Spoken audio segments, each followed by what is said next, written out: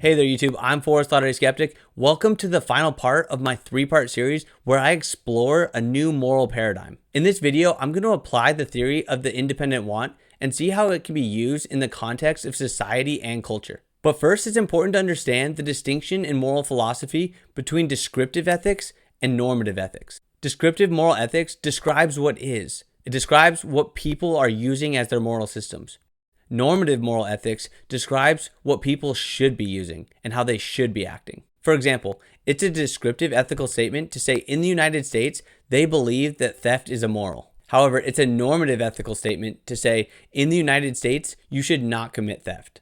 The independent want paradigm gives a unique example of both a descriptive and a normative ethical understanding. As I stated in parts 1 and 2, it's impossible to escape the fact that you do what you want unless you're forced. So in the independent want paradigm, it's descriptively true to say that humans are always trying to satisfy their independent want. But it's also normatively true to say that humans should always try to accomplish the goal that will satisfy this independent want. By definition, this independent want creates the goal that moral statements are aiming towards. If your independent want creates the goal that is happiness, then yes, you ought to do those things that will bring you this happiness. But not for the sake of happiness, but for the sake that it will satisfy your want for happiness. I wanted to lay out the normative and descriptive distinction because they're good building blocks for building a social ethical system. Descriptive ethics lay out how people operate. Normative ethics lay out the goal and how people should operate.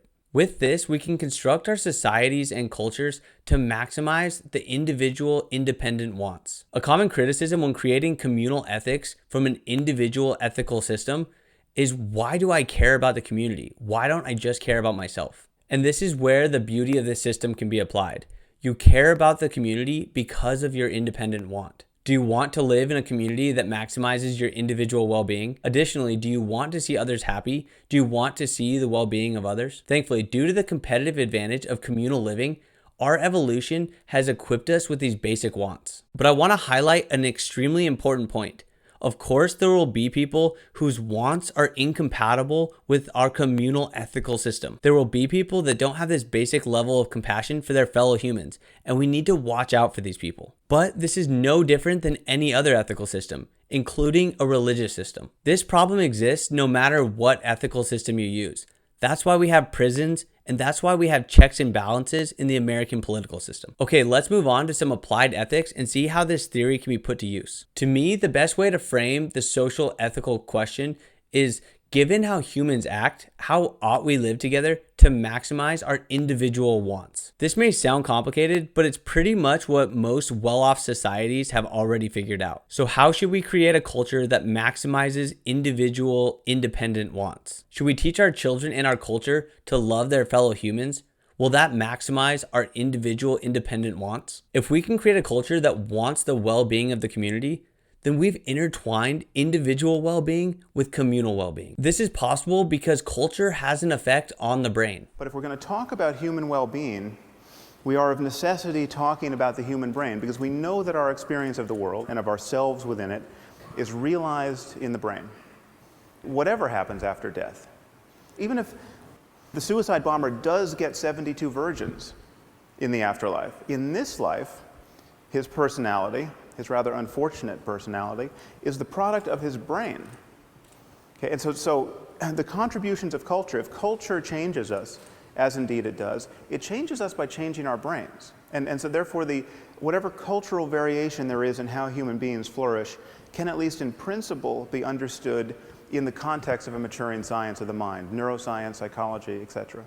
We can create a culture where our individual wants are tied to the well-being of others. Do you want that? Because I do. I think humans are tending towards larger tribes because at the individual level, we want to. We individually want to see other people experience well-being.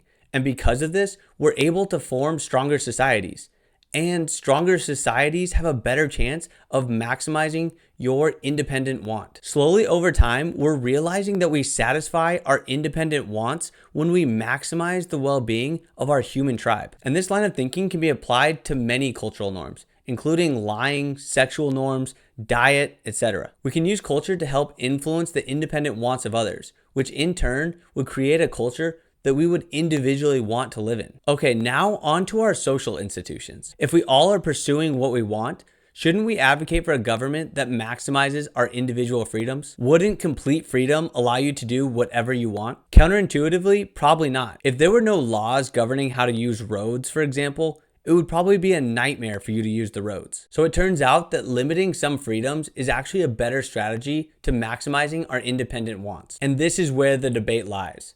What dependent wants are you willing to give up to maximize your independent want? Or what dependent wants are less likely to lead to your independent want? This is the line of thinking that should be your guide when making these social decisions. Is a police force better than no police force? Do taxes help satisfy my independent want? What about the criminal justice system? Is it worth locking people up? Not only is it possible to create institutions that maximize our independent wants, it's also possible to create institutions as a deterrent effect for people's actions. If we know that people want well-being, then we can use this to influence their actions. If you want well-being, then you ought not steal because we've created social institutions that will punish you if you do. So regardless of whether someone has a dependent want to steal, we can say that they ought not steal because it goes against their independent want. The possibility of ending up in jail changes the whole calculus for their actions. They now can see that their dependent want doesn't necessarily lead to their independent want of well-being because they could end up in jail. This is a powerful mechanism that most people intuitively use to influence action. To sum up this video, we know that people are trying to satisfy their independent want. This creates goals like well-being and pleasure. And with these goals, we can create societies where the well-being of the individual is tied to the well-being of others. With this communal well-being, we can grow societies that will increase the satisfaction of individual independent wants. With this new paradigm, I believe it's possible to derive an ought from an is and to have a direction for moral progress. All humans are playing the same game. We're trying to satisfy our independent want. I've been thinking about this idea for a while now, and honestly, I've pushed my brain to the max. I by no means think that this is a perfect theory, but I do think it's something to consider. I would love to hear your thoughts about it. How can I make it better? Am I completely off base? Is this old news? Whatever your thoughts are, let me know in the comment section below. With that, that's all I've got. I'm Forrest Latter-day Skeptic. Please like and subscribe, and thank you for watching.